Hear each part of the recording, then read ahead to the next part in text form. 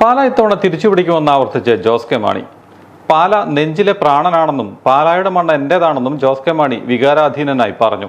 പാലായിൽ LDF നിയോജകമണ്ഡലം കൺവെൻഷനിൽ സംസാരിക്കുകയായിരുന്നു ജോസ് കെ മാണി. പാലാക്കാരുടെ കാവൽക്കാരനായി മകനായി എന്നും പാലായിലുണ്ടാവും. പാലായിലുള്ളവരുടെ കൂടപ്പിറപ്പായി ജോസ് കെ മാണി ഉണ്ടാകുമെന്നും അദ്ദേഹം പറഞ്ഞു.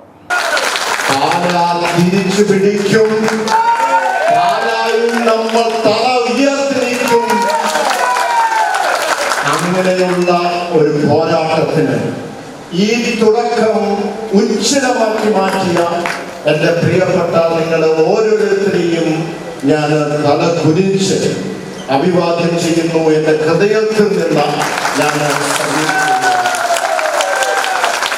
പാലായുടെ മണ്ണ് എന്റേതാണ്, പാലായുടെ വീട് എന്റേതാണ്, പാലായുടെ എല്ലാ ജനങ്ങളും നമ്മുടേതാണ്.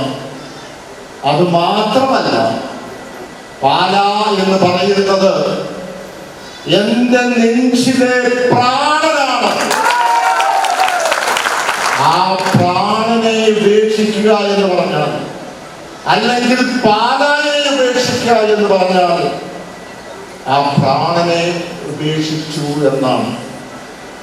അതുകൊണ്ട് ഞാൻ ഇവിടെ ഇരിക്കുന്ന ഓരോരുത്തരെയും സാക്ഷ്യത്തിൽ പറയട്ടെ, പാല എന്ന് പറയുന്ന ഈ പ്രദേശം, ഈ പ്രദേശത്തിന്റെ ജനങ്ങളുടെ സ്നേഹിക്കുന്ന ഇവിടെയുള്ള പ്രവർത്തകരുടെയൊക്കെ കാവൽക്കാരനായി, കുടുംബാംഗമായി, ഒരു മകനായി എന്നും ഞാൻ പാലായിലുണ്ടാകും. യാതൊരു സംശയവുമില്ല.